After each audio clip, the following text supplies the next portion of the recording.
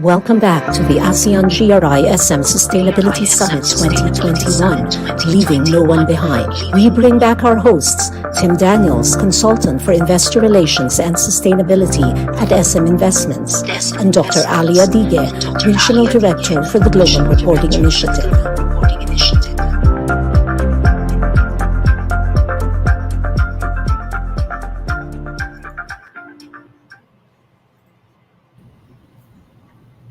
Good afternoon, everyone. We hope that all of you had a good lunch and were able to stretch your legs a bit. So for those who have just tuned in this afternoon, this morning, we concluded a very interesting discussion on next generation leadership, the driving force for sustainability. But before we carry on with this afternoon session, we would like to acknowledge once again our media partners for this event, Eco Business and Manila Bulletin. Yes, and for this afternoon session, we aim to have a very meaningful conversation around how financial markets are now driving demand for more sustainable business practices. In my own day-to-day job talking with financial investors around the world, I really do see this as an increasing trend where investors are looking not just for high performance standards financially, but they're also looking for how companies are building responsible practices into their operations and responsible development, sustainable development into their growth plans. So financial expectations and sustainability standards are really increasingly intersecting these days. So for this session this afternoon, it will be a bit different from this morning. We will have a keynote speaker, and then after that, we will have a very interesting fireside chat with our guest speakers. So to open this session, our keynote speaker is the Asia Pacific Coordination Manager of the United Nations Environment Program Finance Initiative, or UNEP-FI. UNEP-FI convenes financial institutions to help align the global financial market with the transition to a sustainable economy. Ladies and gentlemen, let's all welcome Yuki Yasui.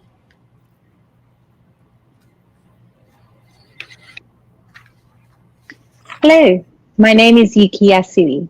I'm the Asia Pacific Region Coordination Manager at the United Nations Environment Program's Finance Initiative, UNEP-FI for short.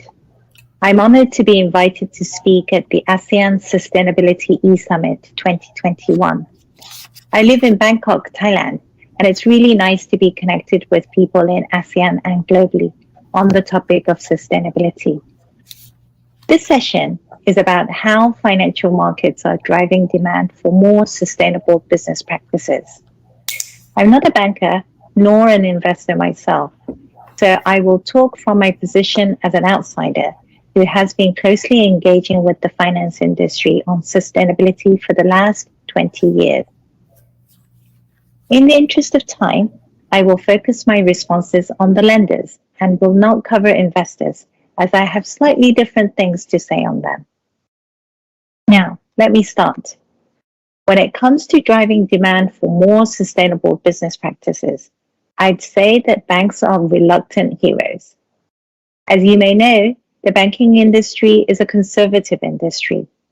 They have traditionally seen their role as responding to customer demand rather than seeking to drive demand for new and upcoming topics. UNEP-FI was set up in 1992 and is one of the oldest sustainable finance initiatives in the world. Over the last 30 years, we have seen sustainability issues evolve within the banking industry. Traditionally, environmental and social issues, or ENS issues for short, relating to its lending activities, has been dealt very much as a risk management and due diligence exercise. The objectives of ENS risk management is to manage the institution's ENS exposure to losses or risk and to protect the value of its assets. In short, ENS issues are defensive mechanisms for the bank. So, at the beginning, bank engagement with clients on their sustainability issue was limited to legal compliance matters. Banks just wanted to make sure their clients were not in violation of any national laws. For example, discharging harmful chemicals into the river or use of child labor. However, quickly over time, ENS issues became more serious and more prominent than the speed at which national legislations around the world could keep up with. For example, requirements under voluntary international standards in responsible and sustainable palm oil, such as ISPO, MSPO, and RSPO, goes beyond national legal requirements of many palm producers. But many banks started nudging their clients to adopt these higher voluntary standards. Banks started worrying about the reputational risk, not only of their clients, but also of their own, by association, as NGOs started to raise awareness of the influence lenders have over their clients. Today, the landscape has evolved further, and we are looking at a growing number of banks around the world which are proactively engaging with their clients on sustainability issues and thereby stimulating the demand for sustainable finance. These banks are, as it were, future makers who are actively using their role as financiers to accelerate the development of a sustainable green economy. In contrast, future takers are banks that are staying put with the status quo. They are afraid if they jump first that they will turn away their customers who will just go to the next bank. So they are waiting until others change first, such as policy and regulation, and or their customers. What the future takers may not realize, however, is that in the meantime, future makers are carving out new business models that are adapted to the big changes ahead. The future makers are starting to provide both business and financial advisory services on climate change and SDGs, as well as increasing their product offerings on climate finance, green finance, transition finance, positive impact finance, and so forth. For example, a provincial bank in Asia is offering SDG business consulting service to its local SME customers. They want to support SMEs to identify its core sustainability issues and to set actionable targets that can be integrated into its business management. Through this engagement, the bank is creating new demand for green financing by increasing the level of sustainability awareness amongst its clients. Another example is a large commercial bank, also in Asia, which is pioneering in positive impact loans based on the UNEP-FI's principles for positive impact finance. The feature of positive impact loans are that loans are linked to multiple sustainability issues where the client has impact. For example, one large positive impact loan can prompt the client to set multiple sustainability targets, such as greening the supply chain, improving energy efficiency of its production, increasing their use of recycled materials, and even increasing gender balance in their boardrooms, for example. Positive impact financing is an efficient way to bundle multiple SDG actions into one financing opportunity, and they are suited for forward-looking clients that are actively seeking to future-proof their business towards sustainability. As you can see, sustainability, which was once an internal risk management issue for banks and only handled by a small group of specialists, is today handled across the bank by a growing number of teams in business strategy, sales, product development, and so forth. In particular, banks are increasingly proactive in creating customer demand for sustainable finance. What motivates banks to become future makers? Today, the ESG risks include global and systemic issues such as climate change and biodiversity loss. They are not just business risks, but are risks that touch every single person living today, and even those who are yet to be born. The risk is about the existential threat of human civilization. We have overconsumed and abused nature to such an extent that we are now counting the last remaining carbon budget that will keep us safe. The new ESG risks is therefore fundamentally different in nature to the traditional ESG risks. They challenge the core business models of our fossil fuel dependent and nature resource intensive economy. Our economies must urgently adopt new ways to decouple economic value creation from CO2 emissions and natural resource use. As Mark Carney, the former governor of Bank of England, famously stated, companies that don't adapt will go bankrupt without question. For many banks, this means their climate risk goes beyond what can be handled by due diligence of individual clients.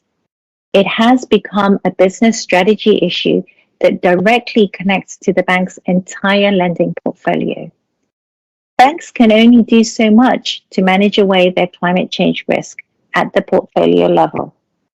Many banks are pulling out from the most extreme of the brown economy activities, such as coal, but they still have the rest of the brown economy in their portfolio, and they cannot throw all that away. The logical conclusion many banks, and for that matter many other businesses, are arriving is that the only way to reduce a risk which is so high, so global, and so systemic is to proactively be part of the solution. In the upcoming age of transition to a net zero carbon economy, the objectives of society and the objectives of businesses are coming closer together. For banks, this means financing the transition to a net zero sustainable economy is inevitable. Many banks, which are aspiring to become future makers, have signed up to the UN Principles for Responsible Banking. The UN Principles for Responsible Banking was launched 2 years ago in September 2019 between the UN Secretary General Antonio Guterres and CEOs of banks of UNEP Finance Initiative. It is a comprehensive global framework that defines the future of banking, where banks align their business strategy with the goals of society. Within 2 years of launch, the UN Principles for Responsible Banking has attracted over 250 banks from around 70 countries, collectively worth $60 trillion. It represents 40% of the global banking industry and serves more than 1.6 billion people worldwide. The UN Principles for Responsible Banking is made up of 6 principles that define sustainability in banks. What is at the heart of the principles is the idea of alignment. Signatories commit to align their business strategy with societal goals, such as the SDGs, the Paris Climate Agreement, and national development plans. How banks realize this commitment is through a relatively new concept called impact management. Impact management at the Principles for Responsible Banking is specifically about banks making effort to reduce their negative impact and increase their positive impacts. A negative impact means harm to people and or the planet created through the bank's financing activities. And a positive impact means benefit to people and or planet created through the bank's financing. In short, the positive and negative impacts of banks is reliant on the impacts created by its clients. For example, lending to agriculture sector could have negative impacts in terms of CO2 emissions, water use, and water quality. But the agriculture sector also creates positive impacts in providing employment and livelihoods and access to food by banks supporting their agribusiness clients to take up more sustainable agricultural practices. Their financing could support their clients to reduce their negative impacts and further increase their positive impacts. Hence, the measure of success for the Principles for Responsible Banking is how much net positive impact the bank can create through engaging with customers and scaling up its sustainable finance products and service offerings to them. To end, I would like to encourage businesses to take advantage of the new sustainability capacities that banks are building for its clients. They rely on your innovation and adaptation skills to ride through their own business in the age of transition and disruptions towards a net zero economy. Businesses should see their banks as a good partner in driving its sustainability practices. Thank you for listening.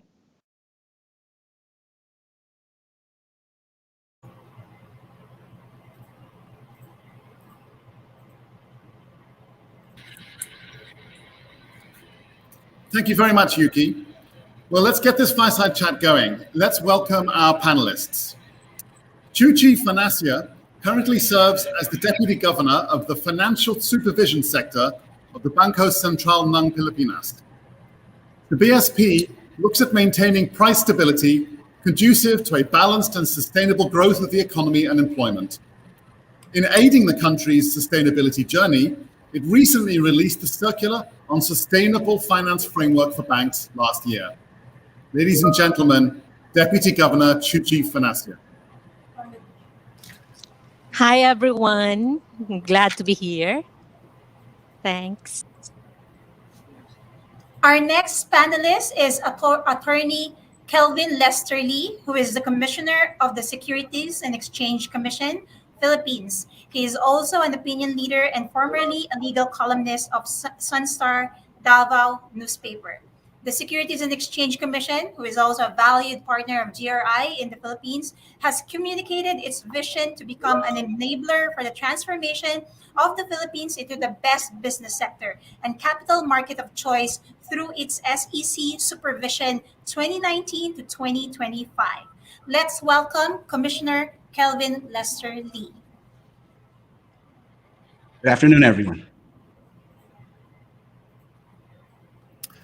Leng Chng is the Senior Vice President and Group Head for Risk Policy of OCBC Bank in Singapore. Recognized for its financial strength and stability, OCBC Bank is the second largest financial services group in Southeast Asia by assets and one of the world's most highly rated banks. Everybody, please welcome Leng Chng. Hello, good afternoon, everyone. A good day to all of you. I'm so glad to be here. Thank you. Our next panelist needs no introduction. She also happens to be my favorite human being in the planet. Esther is the Chief Sustainability Officer of City Developments Limited. She is also the 2018 SDG Pioneer for Green Infrastructure and the Low Carbon Economy by the UN Global Compact. And she also happens to be a board member of GRI. CDL is ranked top real estate company on the 2021 Global 100 Most Sustainable Corporations in the World and is the first CDP A-list company for both climate strategy and water security in Southeast Asia and Hong Kong. Let's welcome Esther. Hello, thank you for the kind introduction and greetings from Singapore. It's an honor to be here and looking forward to the discussion. Thank you. Our next panelist is another big name in sustainable finance. Venetia is the Group Chief Sustainability Officer and Head of Strategy of GIB Asset Management, an asset manager with deep heritage and a vision for the future. And GIB Asset Management fully integrates sustainable investment factors into each company that it analyzes and invests in. Everybody, Venetia. Hello, everybody. Delighted to be here. Really looking forward to the session. Our next panelist is the Senior Executive Vice President and Head of an Institutional Banking Group of BDO Unibank, the biggest bank in the Philippines in terms of asset size. Walter Wassmer. BDO Unibank is a full-service universal bank in the Philippines with a sustainability philosophy on seeking to achieve strategic resilience by incorporating sustainability in the way they do business. The bank aims to embed sustainability principles in making decisions, assessing relationships, and creating products. Let's welcome Mr. Walter Wassmer. Good afternoon, everyone. And to round out our esteemed panelists is Ayman Doukali, the head of Sukuk Financing Asia Pacific for HSBC Malaysia. HSBC Malaysia is committed to transforming into being a sustainable banking entity and the development of industry-leading sustainable product offerings such as its ASEAN Green SRI Sukuk. Ladies and gentlemen, please welcome Mr. Ayman Doukali. Hi, good afternoon, Tim. Thank you for having me. Looking forward to the session. And this heavyweight session will, of course, be moderated by veteran business journalist Cathy Yang, who is now the first vice president and group head at PLDT. Cathy has an extensive broadcast career spanning 28 years, during which she has garnered global recognition for her works as a financial journalist. She's covered some of the world's biggest financial stories from Tokyo to Hong Kong for 15 years, before returning to ABS-CBN Corporation in August 2015. Let's give the floor to veteran Cathy Yang. Welcome. I'm pleased to be here, Tim. Thank you so much, and I'm looking forward to the discussions. Thank you, Cathy. Over to you, to the panel. All right. And you know what, Tim, I was just reflecting on what Yuki had messaged there. The key points really resonating even more as we struggle to get past the COVID-19 pandemic, which has unfortunately reversed much of the progress on our SDGs. When I look at the data, the World Economic Forum, for instance, states only 18% of the long-term spending in 2020 had been allotted for green initiatives by the 50 largest economies. Now, following the impact of COVID, the question beckons, can sustainable investing grow fast enough to meet those sustainability development goals and keep global warming below 1.5 degrees Celsius by 2030? So that's really the big question there. So let's get to our panel reactors. It's a super panel, as Tim and Ali had just introduced them, of 7, representing 2 groups. The first group from the regulatory sector and the second group from the financial sector, with a representative from the private sector. Our participants here on this stream can drop questions via the Zoom Q&A chat throughout the session and on YouTube live stream channel as well. So I'm looking forward to hearing from you, because we'll drop those questions in, weave them into the discussion throughout the hour. So let's get started with the regulators. Your takeaways from Yuki's presentation, Deputy Governor Fonacier. Hi, Cathy. Thanks for that. Yeah, of course, thank you to Ms. Yasui for sharing her insightful views and visions on sustainability, and for all the initiatives, of course, of the UN Environmental Program Finance Initiative, or the UNEP-FI, in furthering sustainability practices. So from her speech, we can highlight 3 key points. First is ESG risk is an existential issue. And second, banks or the financial service providers are key enablers in our transition to net zero carbon economy. And third, we all have an opportunity to be future makers in this journey. So ESG risks indeed pose global and systemic challenges. As Ms. Yasui said, ESG risks should not be simply boxed in as business risks, but should be considered as risks that affect and will affect the lives of this and future generations.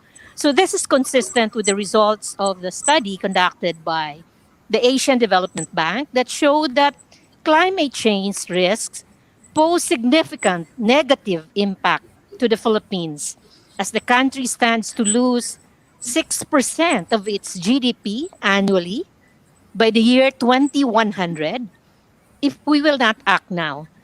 And so the Bangko Sentral ng Pilipinas has been championing sustainability agenda in the financial industry. We have launched the Sustainable Central Banking Program, embodying the key roles of the BSP as an enabler, mobilizer, and doer in promoting sustainability. As an enabler, the BSP has espoused a policy environment that subscribes to the principles of proportionality, enabling banks to adopt policies, processes, and systems suited to their size, risk profile, and complexity of operations. The Sustainable Finance Framework that was issued in April 2020 recognizes the critical role of financial institutions in mobilizing funds to investments and projects that embrace sustainability principles. Wearing my regulator hat, allow me, however, to offer a different perspective on the importance of emphasizing ESG risks to banks and other financial service providers. Financial institutions can only fully appreciate the importance of adopting the sustainability agenda if they can comprehensively understand how ESG risks will impact their operations and continuing viability as a business. It is only through this when they will fully appreciate their role in heeding the call for action. So everything else will follow like a domino effect, including the development of products and services that address their clients' needs and at the same time benefit the environment and society. So I agree with what Ms. Yasui said that banks may indeed choose to be future makers. So a number of banks in the Philippines can already be considered actually as future makers for being the first movers in this journey.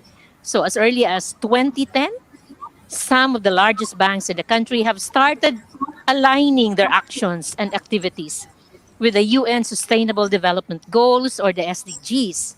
And these banks have also been disclosing their contributions to the attainment of the UN SDGs in their sustainability reports.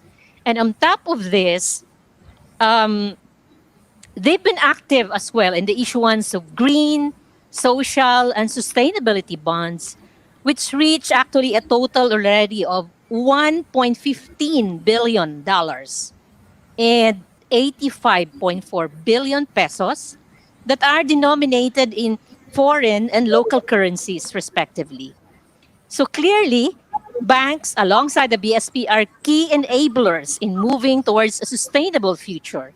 Banks should align their business strategies with both environmental and societal goals to create a more positive contribution to the country. But this should not stop here.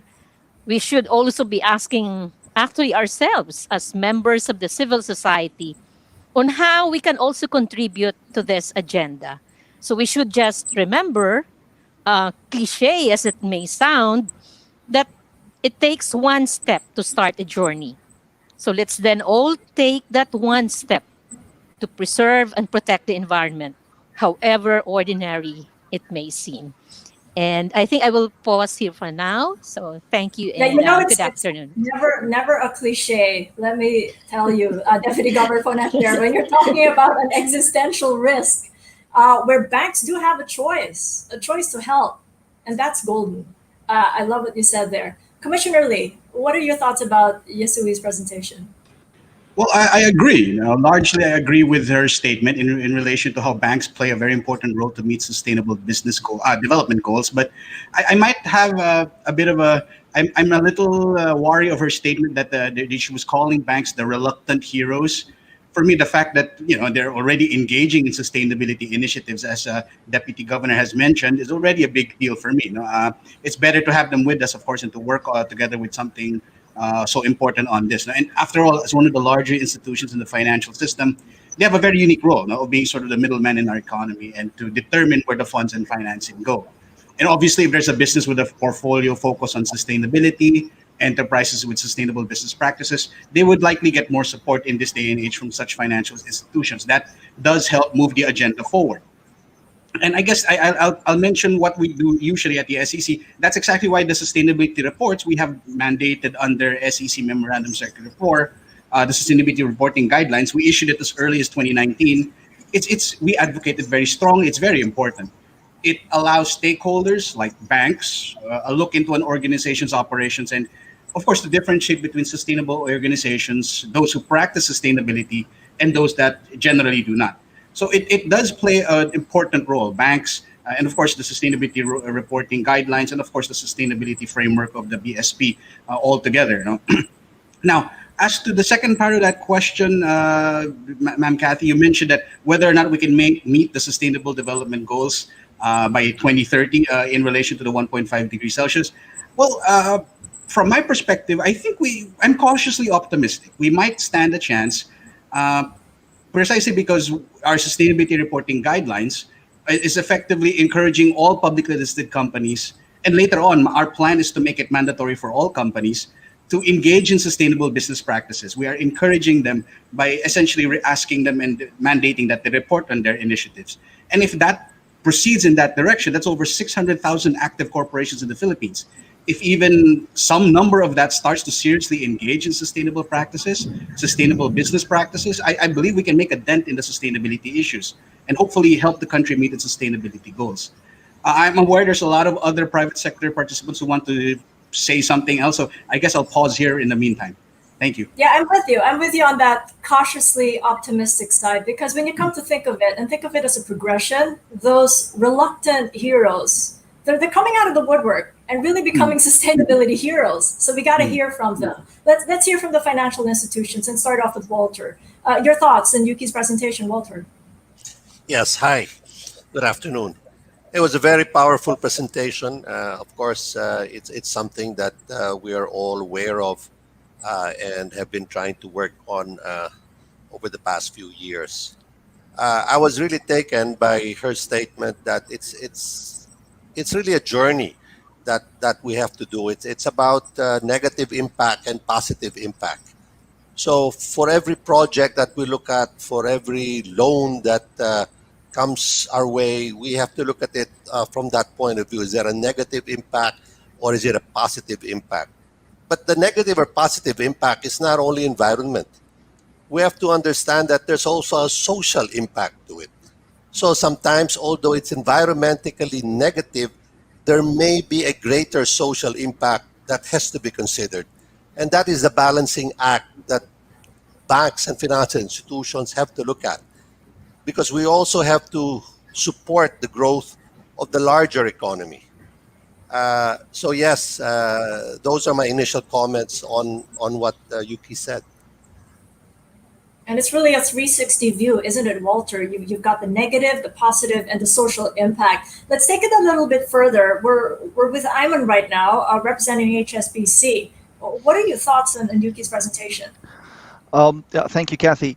So I think we take a step back, and then it's important to understand that, to your point, it's a 360 degrees view.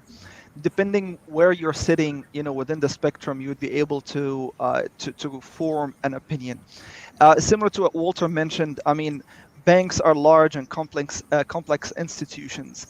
The changes across the banking industry in general, and not in sustainability in particular, is a process that takes a little bit of time and a little bit of effort. And then depending on which market you're sitting in, you would see varying levels of response towards sustainability. Now, I think colleagues from regulators and also from the private sector maybe have covered a little bit on the Philippines, but just to give you a bit of an outsider look on other outside markets, and I will take Malaysia for example. Obviously, it is something that both not only the regulators are pushing towards, but now we can see very clearly that the private sector, the banking sector in particular, is really pushing hard towards that. We've seen that in a form of balance sheet support or commitments from banks to ensure that there is an increase in the sustainable banking assets in general. And then again, this covers not only the green or the environmental part of it, but to cover also the social aspect, which has been greatly highlighted by the unfortunate COVID pandemic. So in total, I think it would depend on where you're sitting, how you're looking at the overall view, and that would give you different or varying views. But I think the reality is, and the few points that everybody tends to agree upon is that, number one, banks understand the vital role that they would play in terms of sustainability, given that they are, partially a backbone of the economy. And number two, there are different and varying levels of activities and understanding and commitments across different markets for banking sector to help and assist in achieving our sustainability development goals. Right. So just looking at it from another market and in different perspectives, there's really one view there, that it's a choice and it's a deliberate choice. Let's check in with Long in Singapore. What are your thoughts on Yuki's presentation? Yeah, thank you, Cathy. Indeed, I think Yuki is a very powerful presentation and kind of give a blueprint of what a future maker should be, right? Yeah, and I just wanted to share is that indeed, as she has observed, that banks' approach to sustainability has evolved significantly in the last few years. So I'll just take OCBC to share my experience for my bank, right? So as a financial institution, we are aware of our role as a lender and connector of capital. So we are committed to using our capabilities to promote sustainable economic and social development. And sustainability is very much integrated into our bank's corporate strategy and business strategy. And by doing so, it ensures us, right, the bank to manage risks arising from environmental and social issues. But at the same time, it also allows us to develop an offensive strategy to support sustainable development and climate action through our sustainable finance strategy. And beyond these two, managing risk and business, we also look at embracing sustainability in our organization, because we believe that by doing so, we are also building a sustainable future for all, whether through developing human capital, protecting the environment, or advancing society on the whole. That's my thoughts about Yuki's presentation. Yeah. Well, let's head on over to somewhere out of Asia and into the UK, Venetia. I know it's really early there, but your thoughts on Yuki's presentation as you're seeing it in the way that financial institutions the role of financial institutions in sustainability financing is growing. Thanks, Cathy. Yeah, like others, I thought it was a hugely powerful presentation. I really love the characterization of the change makers and the change takers. I think another point that I would reflect on was the quote that she reminded us of from Mark Carney, that companies that don't adapt will go bankrupt, which is, I think, hugely powerful and a real change. I had the honour of working alongside Mark Carney at the Bank of England when he was working to drive the adoption of the Task Force for Climate-Related Financial Disclosure at the FSB. And I remember at the time that was a really niche area. That was something that was very unusual. Nobody was talking about climate-related risk, let alone the role that central banks and regulators could play in driving that adoption of climate-related disclosures. Whereas if you look now, it's become very mainstream. It's very common to talk about these issues. We saw only this week in the UK a consultation accelerating around the mandatory disclosure of financial related issues. Mr. Kelvin talked about that for the Philippines. We see that broadening from pure climate related impacts to nature related disclosures. This is something that's increasingly accepted and understood. And therefore a huge change relative to only 5 years ago, when it really wasn't something that was talked about at all. So I suppose, reflecting on the conversation, I think this is just echoing the fact that a huge change has been underway, but absolutely more is needed. We don't have time to not tackle these sustainable development challenges. And so for that, you need to understand the risks, you need to understand the opportunities, and we need to find a way to help both clients of the banking sector, but also the banking sector itself, to really step up and be the future makers, because we can't afford not to. And case in point, you made a mention of the private sector. It's not just the financial institutions, but helping the wider private sector in that initiative, which takes us to Esther, because you're one from the private sector that's not in the financing industry, but you do deal with the banks. Esther, your thoughts on Yuki's presentation? Well, certainly, and thank you for having me. And I haven't started the journey since for 2 decades. Two decades now. I have really witnessed the fast changing landscape in the sustainable finance and ESG investing and all. I still recall when we first prepared our first green bond in 2016. I talked to 7 banks, and most of them are actually not very savvy about the topic of green building. So that fast track to today, the bankers are expert, and some of them are actually coming up with their own framework on green bond or sustainability linked loan, and also taxonomy as well. So the world is changing really fast. And then the last 20 months, especially, COVID has actually accelerated and awakened the whole world that the health of actually our planet and people and prosperities are all interconnected and all interdependent. So in the whole ecosystem, whether you are the public sector, private sector, or financial investors and even insurers, all can work together, including the consumers as well, that can also be the future, change makers that drive towards sustainability. It's just that we are playing different role. And I agree that we are now in a state of like climate emergency. And we do have a lot of risk around us as running a business, and the way we have lived, work, and run our business and entertain has changed so much. And from the property developers perspective, and we're operating in 29 countries, and we can't think just local, we have to think global. So we have to align ourselves with global best practices, whether it is disclosure or whether it is a sustainable finance, or bond issuance and all that. We definitely need to tap on the resources of fast-growing ESG investment. And in 2020, the ESG ETF funds tripled, and sustainable finance doubled. So these are the enabler. Finance is the enabler for greater green building or green movement. So as private sector, we have to look at the whole, landscape and how to bring the resources together and, tap on the resources to fast track action, to scout for technology, invest in action and practices and solutions. I love that you made a mention of the word ecosystem, because that's exactly what we brought to this panel, an ecosystem of everybody enabling everybody towards SDG goals. It's really clear that the current trends indicate the financial services industry does have the opportunity to both influence and benefit from implementing those green-oriented initiatives, and that regulators can support that shift to a more sustainable future, as Deputy Governor Fonacier and Commissioner Lee had been intimating to us earlier. For instance, the Bangko Sentral has given banks a 3-year transition period from April of last year at the start of the COVID lockdowns here in the Philippines, just to adopt those sustainability principles under what Deputy Governor had mentioned, the BSP Sustainable Finance Framework. But I wanted to know, in terms of progress, Deputy Governor, how are the Philippine banks doing so far in the first year of adoption over that 3-year transition period?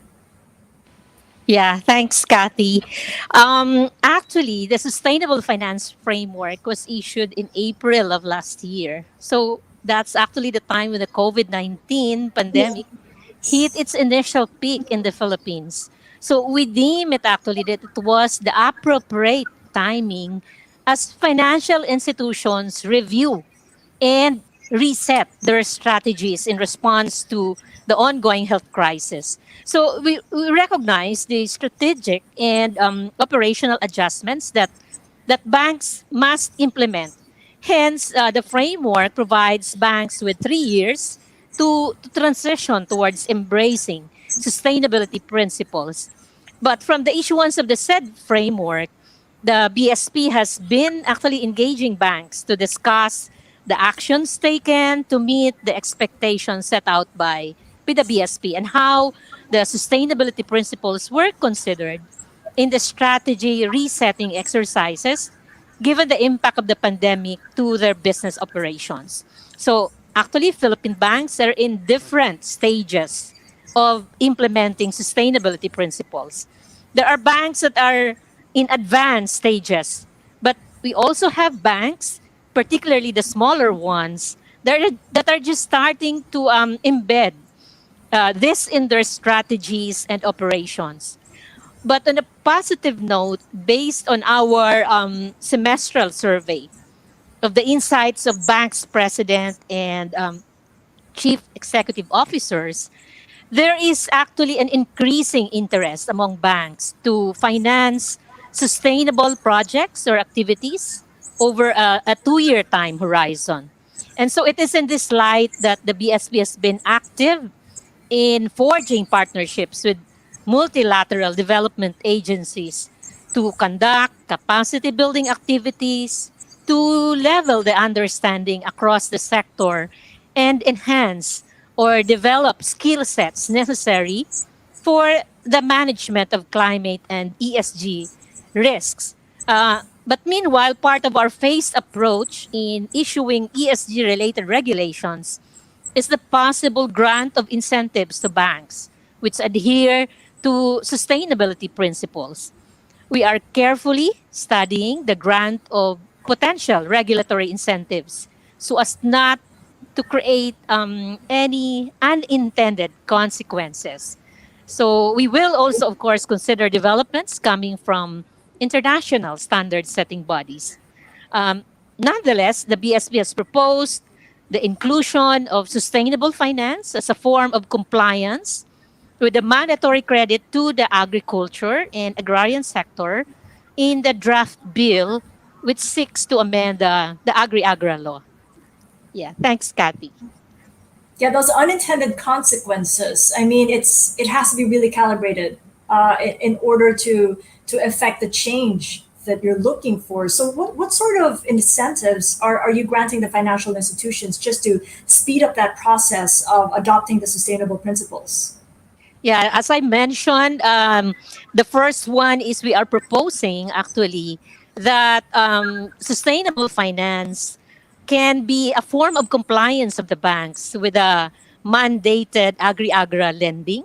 So that's an initial one. And the others we're trying to, as I mentioned, trying really to carefully calibrate and balance so that we won't be resulting, it will not be resulting in an unintended consequences. So the first one is we are proposing to Congress that the sustainable finance be made as alternative compliance with the Agri-Agra mandated lending.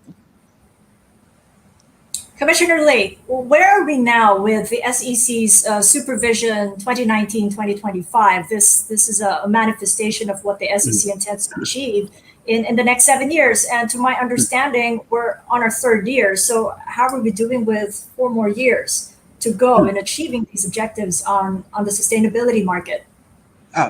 Allow me to contextualize that very quickly, Ma'am Cathy. Essentially, the Supervision 2025 is the SEC's mission vision statement, so to speak. It includes, part of that Supervision 2025 includes making our capital market among the best in the Southeast Asian region. And part of that is developing a sustainable finance market, of course. So, and I personally believe we're making very substantial headway into that. Among the initiatives we've launched to and already lined up to do that particular, to reach that particular goal includes what I mentioned, the SEC Memorandum Circular number 4, the Sustainability Reporting Guidelines back in 2019. By the way, we have very good compliance with that. The publicly listed companies have been very compliant. We have a roughly 93% compliance rate this year. Last year it was 90%. What else have we? We've issued also the green bond guidelines, which helped increase the number of green bonds being issued by Philippine banks and institutional entities. That was back in August 2018. We had the social bond guidelines issued around April 2019. We're also very active with the ASEAN Capital Markets Forum. We're working with them to sort out something we call the ASEAN Taxonomy with the ASEAN Taxonomy Board. For contextualization again, the ASEAN Taxonomy is supposed to provide a common language for sustainable finance. So among the ASEAN states. And we're also, in relation to that, the ACMF, the ASEAN Capital Markets Forum, is working with the Climate Bonds Initiative, the Sustainable Finance Institute of Asia. So there's a lot of substantial work being done in relation to that. And we also have new rules coming out, the Sustainable and Responsible Investment Funds Rule, SRI rules, which will focus on mutual funds that are focused on with a regulatory framework for ESG-related funds. And then we also have the Philippine Stewardship Responsible Investment Code. That's a lot, I'm sorry, but the bottom line is there's a lot of work being done. We are making some substantial headway, in my opinion. So hopefully we'll be able to reach our goal and have a very good market, sustainable finance market by 2025. Well, don't be sorry. It's stuff that we need to hear, that you've really done a lot even before COVID. But let me put that into context, because we're now troubled with COVID. What's the level of investor appetite here in the Philippines for sustainable investing, as we're still struggling with the pandemic? And what is that level in which you'd want to bring that up by 2025?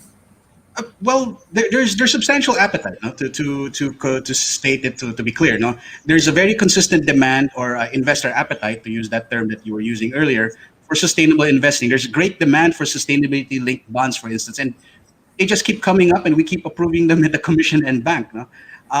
For instance, let me just throw you some numbers. There was a marked increase in what we call GSS bonds, green, social, and sustainability-linked bonds, since the issuances of these guidelines on our part. I think Deputy Governor can agree that there's been a lot of movement in relation to this. For example, in our numbers, in 2019, there was roughly $2.3 billion worth of green, social, or sustainability bonds issued in the Philippines. In 2020, there was a marked increase of 62%, bringing the number to around 3.7 billion US. And this year, there's around 4.70 plus billion dollars worth, of these kind of bonds. So, and just so you're aware as well, in the whole of the ASEAN, the Philippines currently makes up 29% of the total number of these GSS bonds issued in ASEAN. The total number is around roughly 16 point something billion, I believe, in the US. So we make up 29% as of October 2021. So what am I saying? The data shows us that there is substantial investor appetite for sustainable investing. The appetite, quote unquote, remains very, very high. The investors seem to be hungry for sustainable investments. The interest and demand is there. And you were mentioning that, where do I hope to see this by 2025? Well, we have some more upcoming rules, as I mentioned, the Sustainable and Responsible Investment Funds that will be focusing on mutual funds that will engage in ESG-related investments. So I'm hoping with those new rules coming out soon, I hope we're looking at issuing that sometime next year or the year after. I'm hoping that the numbers you mentioned will continue its trend of being sort of strong interest. Hopefully, it will continue to increase, to try and meet that strong raging appetite, for sustainable investments. I'll pause there. Really, really encouraging numbers there, and also the fact that these regulatory issuances from the likes of the SEC as well as the BSP that really promotes the intent and the interest for private sector investments in sustainable development goals. But to what extent are these driving SDG investment among financial institutions as they contend with the COVID-19 and emerging risks such as climate change, because they also have to do that balancing act? So, Walter, I know that BDO is the first bank to have a green bond out of the Philippines, and you've been very much into financing green energy for at least 10 years. How has that grown? And to what extent has that been, on the one hand, been driven by regulation, and on the other, by investor demand? Yes. First of all, I welcome the Deputy Governor's move to make renewable finance or ESG financing part of the qualified under the Agri-Agra, and that is really a very positive development, and I hope Congress approves it. Secondly, yes, Cathy, we have actually, in spite of the fact that there have been no incentives in the past, BDO has been in sustainable finance since 2010. We have financed almost all of the renewable energy projects that has come out in the Philippines, and we have been part of that. As far as energy efficiency, as far as green buildings, we have been part of that over the last 10, 12 years. So the problem, though, that you brought out is really that COVID had slowed us down. People's thoughts are really more about their own businesses and making sure that they survive the crisis. And there are not too many new projects being done. But having said that, we see that there is still a lot that are being worked on today. and maybe hopefully they will come to play sometime next year or the years after. But as far as investors are concerned, investors are interested in renewable finance, in ESG type of financing. So as far as awareness is concerned, the market is aware, the clients are aware, and they are willing to improve their facilities, to increase. But it's got there has to be demand as well. So the economy as a whole has got to grow again. We were held back by COVID. So as we see the economy start bouncing back this year and maybe next year and back to pre-pandemic by the year after that, we will see more and more of this. So the banks are there, the clients are there, the proponents are there. It's a matter of just bringing in as many projects as we can. And as mentioned by Yuki, we are in fact also encouraging our clients to embrace this. No? Particularly, and we've been doing that for some time, energy efficiency. Changing, as simple as changing the air conditioning system of the mall to make it more environmental friendly. In the buildings, their generators and the like. So all of this has been happening maybe quietly over the past few years, and we've not really come out in the open. But now that it's all out there, then yes, we will continue to support it fully. Thank you. Yeah, we do. We have to come out there and say what it means for everybody. This is an existential risk. But Walter, just give us some numbers there. I mean, I know that the economy still has to grow, but it's going to get there anyway. What is the value of your assets under management now for the ESG-themed investments? And how much do you see that portfolio growing versus your total portfolio? Yeah, basically our ESG our ESG loans is about 12.5% of our total portfolio. So our total portfolio is about 2.2 trillion pesos. No? And not only in our loans are we doing ESG, but also through our assets under management. We have an ESG fund, which is run by our trust department, and that has grown by over 122% since it started. And in fact, last year, it grew by 20+%. So there is a lot of investor interest in ESG. And we hope to grow. That's about $2.5 million now, but we hope that will further grow in the very near future.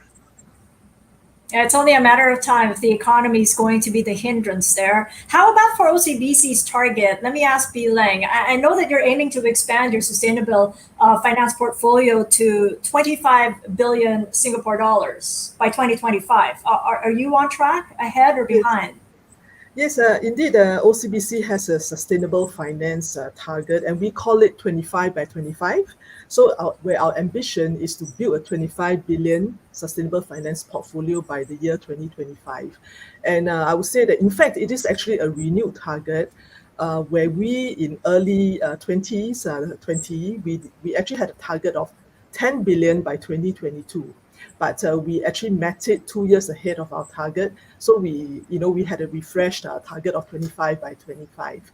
And we are seeing tremendous, demand for sustainable finance solutions, right, in our core markets and geographies. And well, I'm in fact delighted to say that we are on track to meet our target. And well, I would say that we should be setting a new target quite soon, actually. Yes. And that's really encouraging, because when you come to think of it, OCBC has really the small and medium-sized enterprises as a key stakeholder for the bank. Could you talk to us about your experiences working with SMEs in just accessing financing to speed up their sustainability plans? Yeah, so in terms of our SMEs, we are, we recognize, right, that they are the bedrock of our economies, and their adoption of sustainable practices and contribution is crucial for sustainable development, and accessing to financing is a key enabler. So as our role as a bank for SMEs, we actually launched a SME Sustainable Finance Framework last year. And our framework actually allows the SMEs to access green financing of up to 20 million Singapore dollars for their businesses and projects, without the complexity and cost of establishing a bespoke framework to show that the proceeds will be deployed accordingly to internationally recognized green standards. So this vastly simplifies and reduces the cost of tapping on sustainable financing, which can be a key impediment for SMEs. And we do this by actually establishing a minimum eligibility requirement across 8 project categories. So recognized by the Green Loan Principles, so including renewable energy, energy efficiency, clean transportation. And we partnered an independent party to verify that our framework is aligned with the 4 core components of the Green Loan Principles. And it is actually very heartening to share that there has been very good take-up of this loan, in our framework. And in fact, it has encouraged many SMEs to make an impact, a positive impact on sustainability. So, for example, we have end retailer that hope to upgrade their air conditioner systems that take up this loan. And we have also enablers like engineering companies, right, that are eager to provide green solutions to the market. And also technology startups, right, pushing the boundaries for green innovation. So this framework has actually given easy access to many of these SMEs. That's really heartening to know as well, because SMEs are the backbone of an economy, really important there. Ayman, let's get to Green Sukuk, because that's a very important instrument for green finance and Islamic finance combined. It's another avenue in which financial institutions can tackle climate change. But what's the market been like for Green Sukuk in Southeast Asia? Sure. Thank you. That's a very good question, Cathy. And I think if we look at and this is a wider trend that you see in the fixed income market, and not only in the Sukuk market in particular, you see as the market started to develop from 2016 onwards, there was a great emphasis and great focus on the green element of the issuances, or the GSS.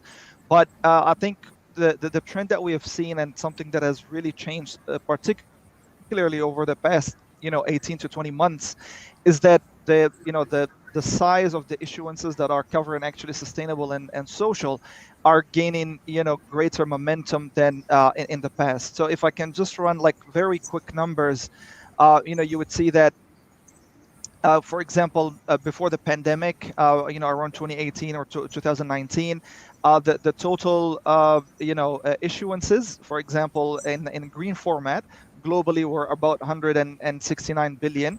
While as the total issuances in terms of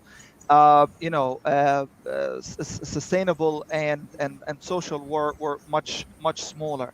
If we look at the breakdown, for example, the same thing by 2020 or 2021, throughout 2021, we can see that 50% of the issuances are in green format, while the other 50% are between social sustainability or sustainability linked. So now we can see that the market is really evolving, and I think that really highlights that the market is actually being fluid and flexible enough to be able to to maneuver, not to say maneuver, but to actually react to the conditions that are happening around us.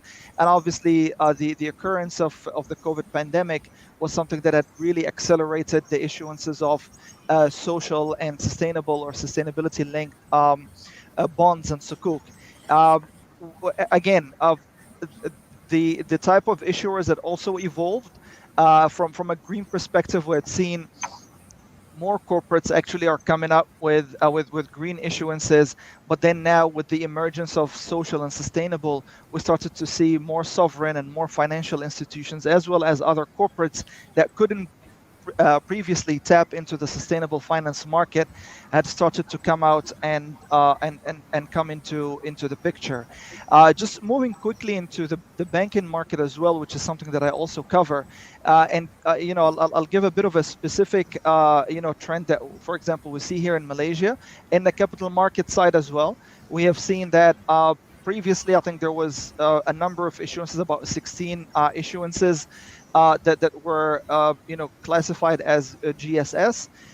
And majority of these issuances up until last year were actually green finance. So these were sukuk raised for solar power and renewable energy projects. Over 2020 and throughout 2021, we have seen more financiers, more corporates are actually coming up with wider sustainable finance framework.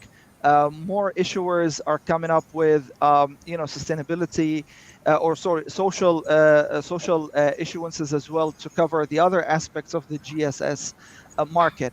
Now, the other trend that we had noticed is that the knowledge and the awareness is something that had spilled over to the client side as well, so to the corporates, the financial institutions, and the public sector agencies.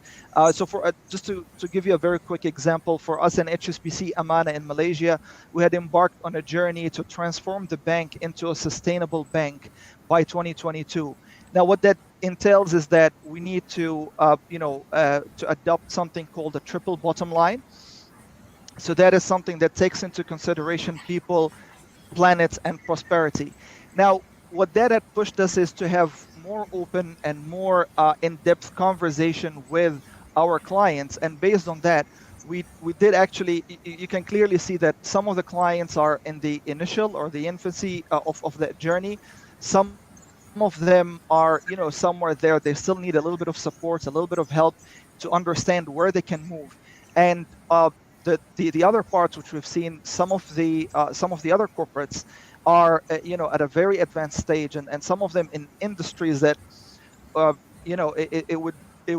it could potentially be shocking to some. So some of the oil and gas related players, understanding their impact on the planet, and wanting to understand how they can diversify or how they can basically move into their sustainability journey. So it's been the past couple of years have been really important in the sustainable finance space, not only from the financial markets, banks and investors, but also from the corporate side and the issuer side, that had understood their responsibility, and they understand now the available tools that they have from a financing perspective that they can tap into to help them and assist them to achieve their sustainability goals. Let's further that point, Ayman, and take the view of Venetia. Given that the companies and the players within that ecosystem are in different roads to their evolution, what kind of ESG data do you expect to see from a company or any company that you're planning to invest in? Thanks, Cathy. So data always comes up in these conversations, so critical, not a panacea, but something that we've seen increasing interest on. So maybe starting at the macro level first, across environmental, social, governance. Governance data, I think, has always been a strength. Bankers have always looked at how well a company is governed in forming that crucial assessment for the credit risk. Environmental data really picked up over the last 10 years. For example, CDP, which is the global disclosure platform for environmental data, has seen a huge increase in disclosures. 13,000 entities, representing 64% of global market capitalization, disclosed in 2021 alone. That was an increase of nearly 40% relative to 2020. So I think that really mirrors this acceleration that others have talked about.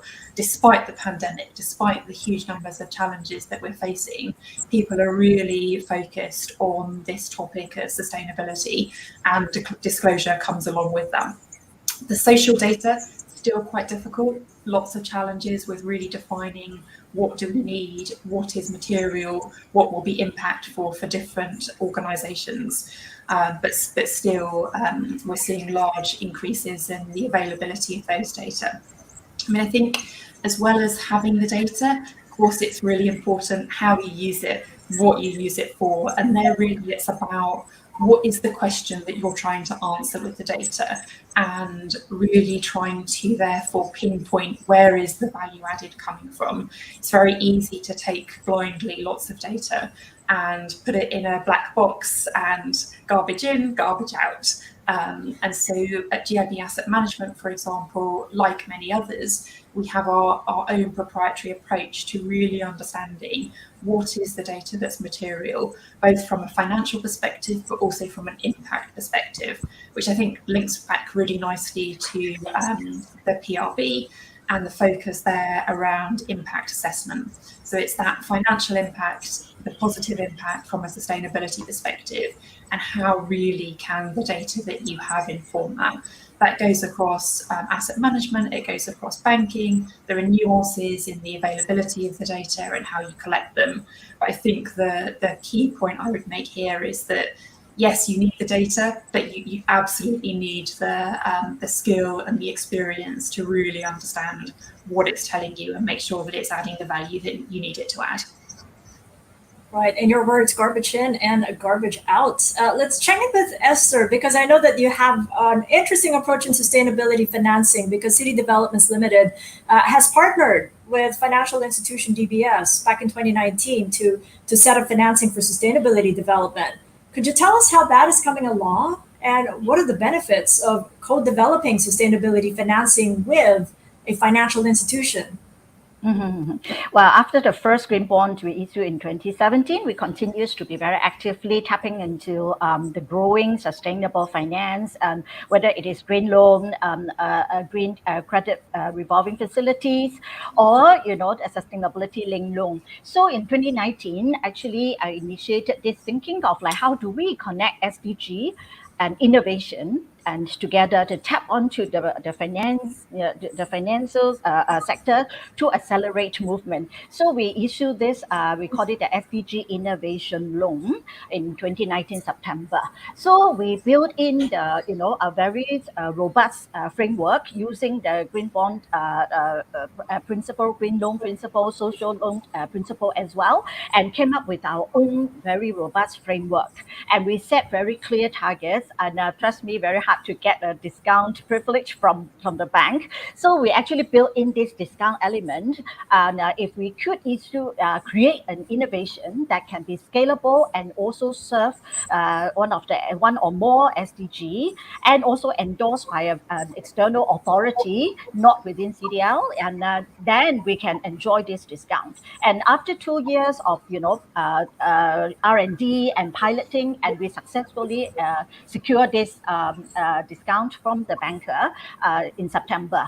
And this is a Digit Hub, and actually which is a digital platform for better building and facility management, reduce reliance on people, manpower, but also improve the quality of facility building management, indoor air quality, and a healthy environment. So this is a very successful test that we can really tap onto financial, support to accelerate movement, not just about infrastructure, but about, providing healthy and well-being, for building users. So that is what we are looking at. But in order to do so, to attract, green financing, you have to dish out very, very good ESG report and data. So that is where the beauty of sustainability reporting come in. And we were very glad that we started our reporting journey since 2008, and the first report using GRI standard. From then until now, every year we raise the bar, and for the scope and also for external assurance. And apart from GRI as the core, remain it. Just now someone mentioned about CDP, which is very important, especially for building sector. So CDP, we started embracing CDP and reporting to them since 2010. And then, we included SDG since 2016, TCFD 2019, and also science-based target. We set it in 2018 based on 2 degree, 4 degree scenario. And then today we are looking at 1.5 warmer scenario. And then we also included the CDSB, climate disclosure, and SASB. So this is a very robust framework. That is also why we can use this framework to prove to our investors, our analysts, that the data are all robust and also credible because it is externally assured and also stamped by GRI. So that is how we could really gain better access to sustainable finance and also attract, ESG investing. Raising the bar, does that mean robust returns, better returns, Esther? Yes, actually, the business case, of ESG integration has never been stronger because, I mean, banks will, we can get better access to loan and bond, and also, ESG investment is fast growing, and in the last 20 months, I think I have seen more investors than the last 5-10 years because really investors are very robust and also, screening out companies that do not have a strong ESG strategy. And BlackRock and the Larry Fink already say that not just climate strategy, but net zero strategy in January this year. So you will be on the good book of, more competitive in terms of attracting ESG investing. So this is really a strong business case for, investing company like us. We need to really dish out good results to attract, financing. Indeed, it's a strong business case, and we need all hands on deck to support sustainable financing. And that means regulators staying atop the global best practices, just walking the talk in propagating sustainable financing. Let me pause here a moment because I'm getting some questions here from our audience, a very robust audience. Thank you so much for those questions. Keep them coming. We've got about 15 minutes to go. Let's pull up the first question. It goes out mainly to our regulators in the panel, but others can chime in, so feel free to do so. The question is from Francisco Tianon of Philinvest Group. How do you think the government can incentivize sustainable behavior across industries? What concrete policies would work in the Philippines, Singapore, Malaysian context? Deputy Governor Fonacier, would you like to start? Yes, thanks, Cathy. Yeah, actually, I don't know. Yesterday we launched already the Sustainable Finance Roadmap. It's a collective effort by what we term as the Green Force, the interagency body. So our action, our next steps would be anchored on that sustainable finance roadmap. And in that particular roadmap, as well as there is a guiding principles there are several clusters there. So for instance, in cluster 1, it is comprised of the financing and investment pipeline. And so we'll channel foreign financing. There could be grants, assistance to priority activities and projects. And then for cluster 2, this is the sustainable financial ecosystem. And that's will cover adoption of the sustainable finance agenda, alignment, of course, of relevant regulations, including corporate governance, risk management and disclosure. And for cluster 3, we have the national strategy alignment and policy implementation. And this is to capacitate relevant industries and build pathways for stakeholders to adopt sustainability agenda. So what we're saying is there is already this sustainable finance roadmap. And so actions of the government, the different government agencies will be anchored on that high-level roadmap that the government, so the Philippine government would be following. And that's where we can say that it will really be sustained because there will be the different clusters are headed by a particular agency. And so that agency, government agency, would work towards the implementation of that. So we're assured of a should I say, a sustainable way of implementing the roadmap. And I think that's the advantage that the Philippines already have that, and even on the guiding principles as well. It's very timely that you've launched it just this week, Deputy Governor. Yes, What about yesterday, you? Cathy. Yeah, thanks. Indeed.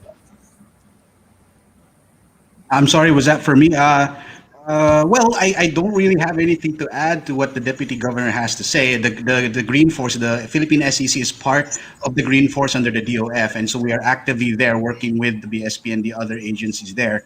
Perhaps I can just add that currently I'm not aware of any specific financial incentives aside from the one already in the framework.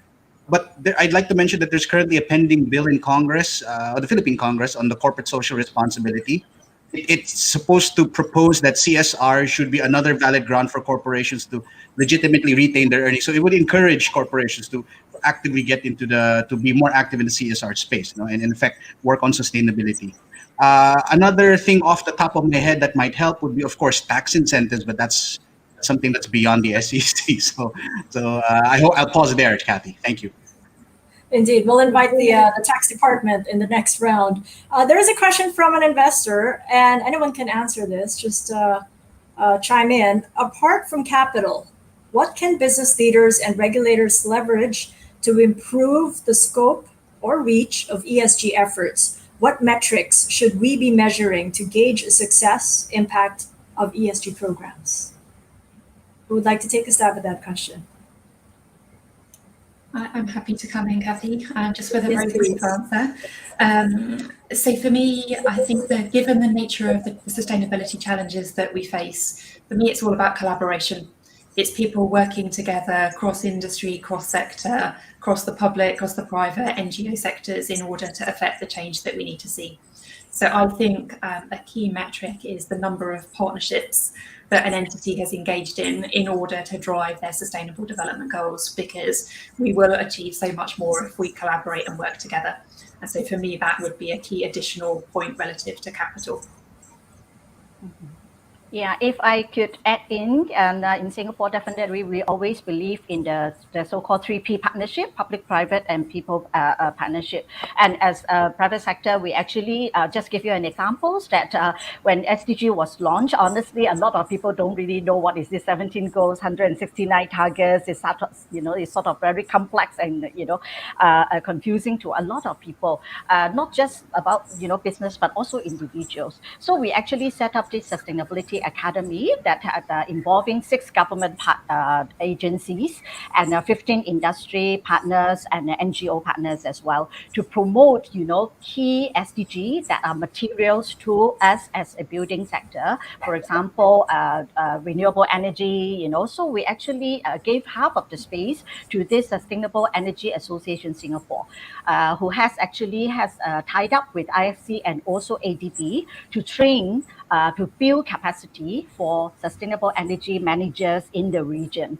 Because, if you're talking about joining the global race to zero, you need capacity, you need knowledge, you need technology, and of course, you need partnership, because without partnership, we can't really move the needle as fast as we want.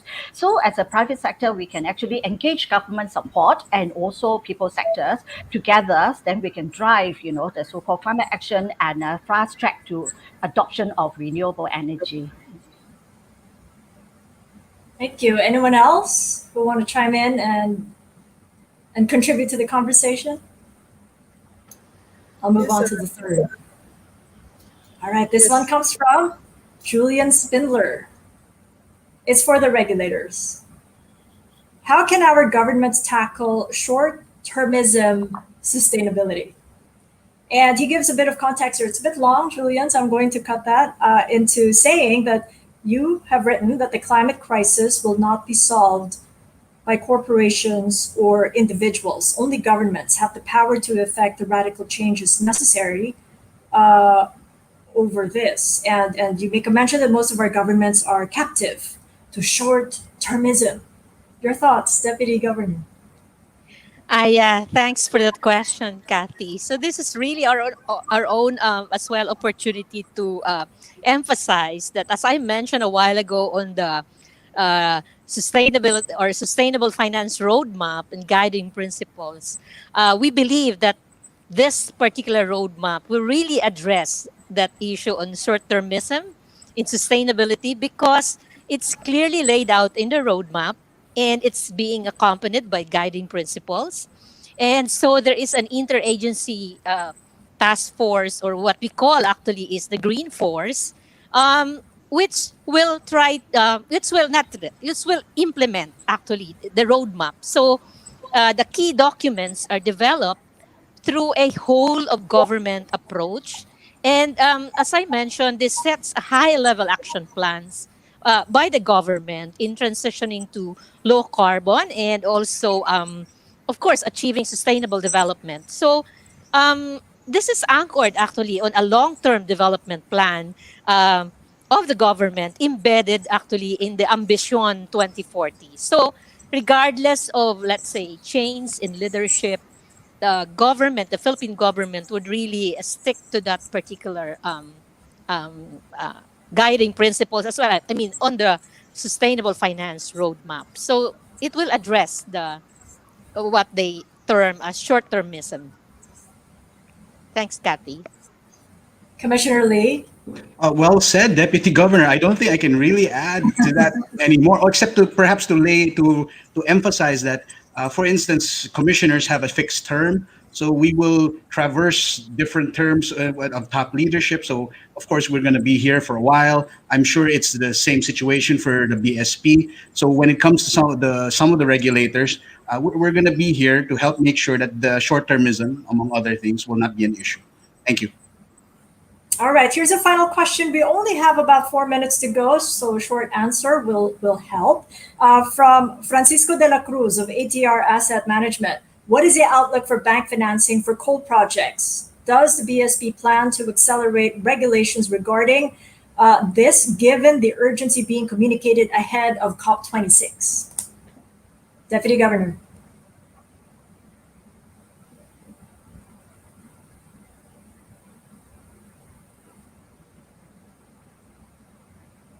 Deputy Governor Fonacier. Again, we would try, of course, to anchor on the sustainability finance roadmap. And so there is a defined role for each of the government agency. And so we're talking here of the coal power plants, something to that effect. So another government agency would be trying to, to spearheading this particular area. And then that's where the beauty of the Green Force wherein we would be aligning our specific implementation of the, for instance, for the BSP, we would align our regulations with that of, let's say, as formulated by whether it's Department of Energy or Department of Environment and Natural Resources. And we'd also like to highlight, of course, that banks themselves are the ones that would assess as far as their own risk appetite. And they will be the ones to evaluate, of course, projects and that they would be funding. So I think it's again this is where a whole of government approach would come into play. So each of the government agencies has a role, and so we would have again to align specific areas of our regulation with that of the other government agency as well. It is a journey, as we've been talking about that in the past Right, hour. Just a Cathy. final word from each of the panelists right now for the audience to take away with them during this two-day sustainability summit. Shall we start with Esther and then end all the way to Deputy Governor Fonacier? Esther. Okay, finance finance talks. Okay, so we need to channel finance from the developed nations to the emerging market, and also from the market, capital market to private sector, and together you can build a more sustainable future. Thank you. Venetia. You mentioned COP26 there, coming up very quickly. So my ask for the audience is to think, what are you going to commit to as part of COP26? It's easy to look to governments and other players, but I think it's really for all of us to decide what impact do we want to have on the world, make that commitment and make that happen. Ayman. Yeah, in line with Venetia's thoughts and inspired by the line of questions that we've received, it is not something for the governments only to regulate. It's not something for the governments to drive. It's the responsibility of each and every single individual. The best incentive is the future. Maybe not for us, it's for future generations. Leng. Yes, I think from today's discussion, we can see that fighting climate change is a collective action and everyone has a part to play. And I like what Yuki said earlier, that we all can be part of the solution. Walter. Yeah, as you said earlier, this is a journey that we all have to be in. It's all about transition. It will not happen overnight. It's all about balancing the negative impact with the positive impact. If coal were to replace diesel, which is better? So these things have to be reviewed and looked at on a case-to-case basis. Thank you. Commissioner Lee. Well, let me just say to the public, to everyone who's here now, let's work together. You know, government, private sector, public sector, regulator, whoever you are, let's work together on this. Because at the end of the day, and I always say this whenever I speak about sustainability, at the end of the day, sustainability is everyone's responsibility. Thank you, Cathy. And Deputy Governor Fonacier. So being the final speaker, let me, of course, extend my sincerest congratulations to the Global Reporting Institute and SM Investments Corporation for holding this summit. I would also like to commend the speakers and my co-panelists for a very enriching discussion in this afternoon on how we can vitalize private capital towards investing in sustainable projects in the ASEAN region. But before we end this momentous event, allow me to highlight 2 points. Actually, Leng, also I agree with her in saying this is really a collective action. So the theme of this 2-day summit is leaving no one behind. It really aptly captures what our sustainability journey should be. We must act in a collective manner in keeping up with the sustainability challenges and in realizing the UN Sustainability Development Goals and our commitment under the Paris Agreement. So everyone indeed has a role to play, no matter how big or small. Each of us should do our part to advance the sustainability agenda in the country and in the region. And we as regulators and business leaders are at the forefront of this monumental task. So the BSP believes that we should take, as I mentioned a while ago, a whole of nation approach in promoting sustainable finance. So I have also already mentioned this, that the BSP is a member of the Green Force, which is an interagency collaboration. And this is really tasked to maintain and mainstream the sustainable finance in the Philippines, together with the Department of Finance, the SEC, and other critical government agencies like the Climate Change Commission, the Department of Energy, and the Department of Environment and Natural Resources. And as I mentioned, also, we've just launched the Sustainable Finance Roadmap and the guiding principles. And so my second point is, of course, to lead by example. So we as regulator and business leaders are expected to set the stage by embracing sustainability principles. That's why the BSP actually already launched the Sustainable Central Banking Program. This is our way of championing environmentally responsible and sustainable policies and work practices within the organization. So I've mentioned that the BSP is an enabler, mobilizer, and doer in leading sustainability in the financial system. So apart from the role as enabler through the issuance of sustainable finance framework, the BSP is actually also a mobilizer through our own investments in green bonds. And lastly, the BSP is a doer of these principles as we also practice what we preach in promoting the sustainability agenda. So in closing, I wish to assure that the Bangko Sentral remains steadfast in its commitment to promote an inclusive and sustainable recovery and growth for the country. And I hope that our eyes are all set to embark in this journey towards a more resilient and sustainable future. Thank you and good afternoon once again.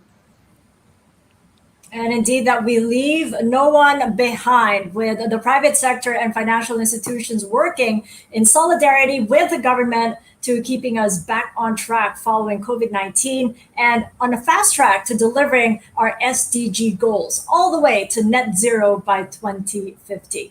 Now, before I turn it back over to Tim, I'd like to invite our panelists for a quick photo. Just kind of look straight to your cameras and square yourselves up within the frame, just like what I'm doing now. And then give us a big smile and hold for 3 seconds. Cheers, everybody. Thank you so much to our panelists, to Yuki Yasui of UNEP FI for the keynote speech, and to our audience. You've been such a great bunch. Thank you. I'm Cathy Yang of PLDT and Smart. Hoping you all have a productive 2 days in the GRI-SM ASEAN Sustainability Summit. Have a great day, everybody. It's back to you, Tim.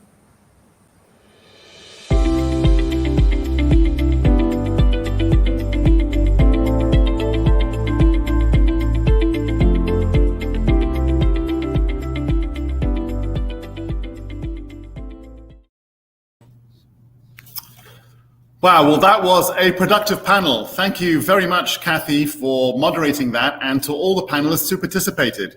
I think it wasn't only incredible detail on people's plans, but a remarkable alignment between the passion and direction that everybody had there. So thank you very much. To close our day, we'd like to call on His Excellency Stephen Robinson, AO, the Australian Ambassador to the Philippines, for closing remarks.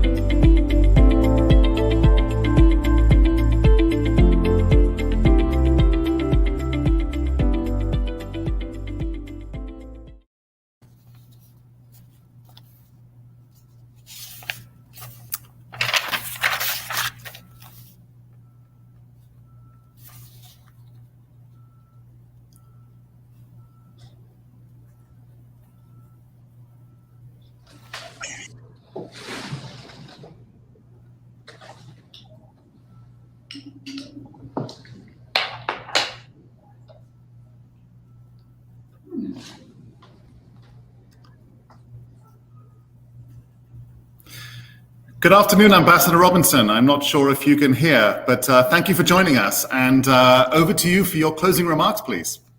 Good day, Tim. Thank you very much indeed. And good afternoon, ladies and gentlemen. And I'd just like to acknowledge our distinguished speakers who have been presenting to us today. It's a privilege to be able to listen to such a fine group of people discuss this subject. Firstly, let me congratulate the Global Reporting Initiative, GRI, and SM Investments for organising this very timely and important event. The Australian Government recognises the importance of supporting a sustainable, ethical and responsible private sector, particularly during this time of the pandemic. The private sector is the engine of economic growth, creates jobs, generates incomes, and, as we can see in many instances around the world, including here in the Philippines and the ASEAN region, embraces social responsibility activities, such as SM, BPI, Local Alike, Agria, Dynapac Asia, OCBC Bank, City Developments Limited, GIB Asset Management, HSBC, and BDO as presented in today's sessions. The Sustainable Development Goals, the SDGs, can only be achieved with the cooperation of both private and public sectors. Dialogue, partnership, and commitment are key to foster trust between public and private sector actors for sustainable development. Summits like this support effective partnership and collaboration. The Australian Government is pleased to have a strong partnership with GRI under the Sustainable Trade and Investment Through Reporting, STIR, Indo-Pacific project. The partnership aims to increase corporate transparency on social and environmental impacts, which drives sustainable development in developing countries. It is addressing significant risks to trade and investment in our region in line with the SDGs. There is a growing need for countries and corporations active in these countries to prepare for and respond to emerging issues such as rapid urbanisation, climate change, and more globally integrated markets. One of the most significant barriers to trade and investment in the region is the lack of understanding of sustainability risks for business and government. Integrating sustainability into business models and corporate reporting is therefore critical for improving regulatory environments. The project's broader efforts around policy influencing and private sector capacity building also support this outcome. GRI partners with stock exchanges in the region to influence policy on sustainability reporting and provides training and support for companies reporting in Indonesia, Bangladesh, Vietnam, Sri Lanka, and here in the Philippines. Sustainability reporting is now becoming a mainstream business practice, though COVID-19 has exposed vulnerabilities in both the public and private sectors. Of the world's largest companies, the G250, 96% produced sustainability reports in 2020. In Australia, 78% of the top 100 companies now acknowledge climate change as a financial risk to business, markedly higher than the G250 average of 56%. Companies also increasingly require the suppliers in their value chains, including those in developing countries, to adhere to the sustainability reporting standards. I would like to acknowledge the productive discussions in today's morning and afternoon sessions. Indeed, we are seeing the emergence and rise of a new generation of leadership, shaping a future that is more sustainable and resilient to climate change and promoting SDGs. Our next generation leaders underscore the value of embracing and enabling change, working through a collaborative manner with partners including governments to provide the enabling framework, policies and infrastructure for the private sector to thrive. We need to come up with alternative ways to adapt to changes brought about by the pandemic. Sometimes choosing sustainability is not the most affordable or easiest way. We may need to change our culture mindset for the future. To encourage the youth, we need to show the impact of our sustainability activities and to simplify or laymanise what we mean by sustainability. Certainly, innovative and creative businesses are necessary to address social and environmental risks and challenges. In the past, it was not easy to introduce changes in the banking sector. Sustainability was a legal compliance issue. However, as we have heard from the presentation of our keynote speaker and this afternoon's speakers, banks and companies that do not adapt will go bankrupt. Clearly, banks could be future makers in partnership with the government regulators such as the BSP and the SEC in the Philippines. Initiatives such as the renewable finance or green finance are good enablers to the wider sustainable finance market to achieve the SDGs. Australia is committed to supporting neighbouring and global communities to tackle climate change.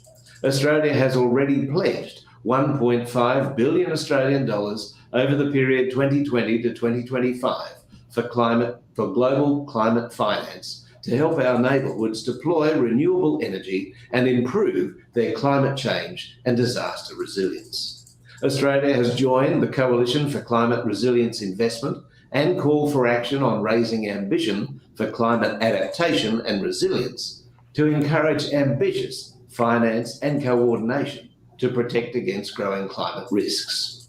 Australia remains committed to action on implementing the global goal on adaptation under the Paris Agreement and is on track to meet our 2030 target, having reduced emissions by almost 17% since 2005.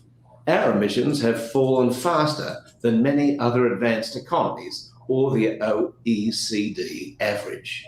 Australia is aiming to reach net zero emissions as soon as possible. The Australian Sustainability Finance Institute is at the forefront for realigning the finance sector to support greater social, environmental and economic outcomes for our country. It represents an unprecedented collaboration to help shape an Australian economy that prioritises human well-being, social equity and environmental protection while underpinning financial system resilience and stability. It seeks to enable the financial services sector to contribute more systematically to the transition to a more resilient and sustainable economy.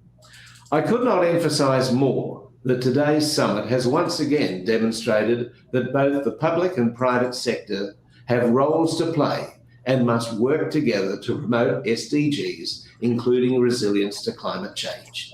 Thank you very much. Mabuhay.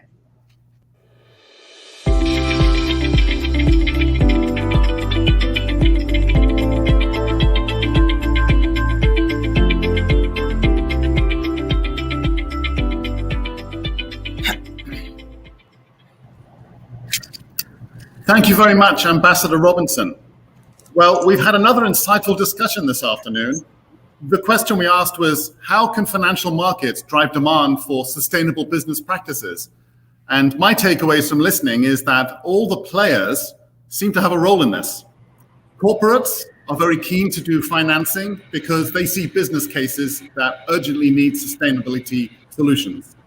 Lenders see that the companies that think this way are good credit risks and are undertaking good projects. Asset managers understand that those are the kind of companies that will be around for the long term because they are looking at the risks as well as the growth opportunities, and they're future-proofing their businesses. And regulators are looking at it and saying, this is the way to have robust long-term economic growth as well as short-term solutions, and we have urgent climate needs that we need to address. So the answer to me seems to be the financial markets are driving because all of the players are heading in the same direction. Furthermore, more is needed because more is expected, and that is very encouraging. Ali, did you have any thoughts after this afternoon's discussion? Yeah, I mean, the whole day was just very interesting for me, and I'm sure for everyone else as well. But for this afternoon, it was particularly, insightful and interesting because, as we know, we've heard the word collaboration and ecosystem the entire day, and this just emphasizes that sustainability is everyone's responsibility. But I think, and I'm sure some people would agree, at the top of that food chain are financial institutions. And as Esther mentioned, finance is an enabler, and therefore finance can be a disabler. So if financial institutions put their money in worthwhile activities, in activities that would support the sustainable development goals, then we would be able to reach the SDGs by 2030. So this, I hope that this session also, brings together other financial institutions, not just banks, but we have the asset managers, we also have the insurance companies to really work together on, achieving humanity's SDGs. And on the other hand, also we have our regulators as our guests. So so financial institutions cannot do this alone. We should also have enabling regulations that would allow our financial institution and private sector to be able to contribute to the SDGs. And I think I just would like to mention I'm so happy with the news that Deputy Governor Chuchi Fonacier shared about the amendment of the Agri-Agra law, because personally, and this is my view, not your I think this has been a 46-year toothless and useless law, because imagine if banks are taking the risk of paying the penalty instead of complying, there must be something wrong with the law. So this amendment is very much welcome and it's very timely. So yeah, that is my view, again, just to emphasize. So that is my takeaway. I get carried away with my takeaway. So if you have any key takeaways for today's discussion, please write them on the comment box below. Tim? Thanks. Positive steps all round. It's been a very good day. 2 very productive sessions, I think. And I hope everybody watching feels the same way around it. Tomorrow, we have 2 more sessions. So we're hoping that you will tune in again tomorrow. In the morning, we have a panel on the purpose-driven business, lessons from the pandemic, very timely discussion. That starts at 10 a.m. and there will be a keynote speech from Stephen Tan, who is the president of SM Supermalls, to support that panel. And then again, after lunch, we will have our 4th panel, which is starting the journey to credible net zero target achievements. That will be at 1:30. And the keynote speaker for that will be Mr. Piqui Lopez, who is the champion for the regenerative approach, as well as chairman of First Philippine Holdings here in the Philippines. He will be our keynote speaker tomorrow. Before I close the session, do we still have the ambassador online? Could we have a photo opportunity with the ambassador first? Thank you very much, Mr. Ambassador. You're truly a friend of GRI and SM. So I'm sure someone's going to take a photo. So let's just smile and freeze for 3 seconds. Okay, fantastic. Thank you very much, Ambassador. So I guess this is, we should close now the day. I'm sure everyone's very tired. So thank you very much again, everyone. Thank you very much to all our speakers, and of course to our veteran journalist moderators for today, Karen Davala and Cathy Yang. And thank you again to our media partners, Eco Business and Manila Bulletin. So we'll see you again tomorrow. Be on time. I should be on time. Our Zoom link opens at 9:30 a.m. and live stream is ready by 9:45 a.m. Have a good rest of the day. We'll see you tomorrow. Thank you very much. See you tomorrow. Thank you very much for taking part in the ASEAN GRI-SM Sustainability Summit 2021, leaving no one behind. We would like to thank our media partners, Eco Business and Manila Bulletin. We look forward to seeing you again tomorrow.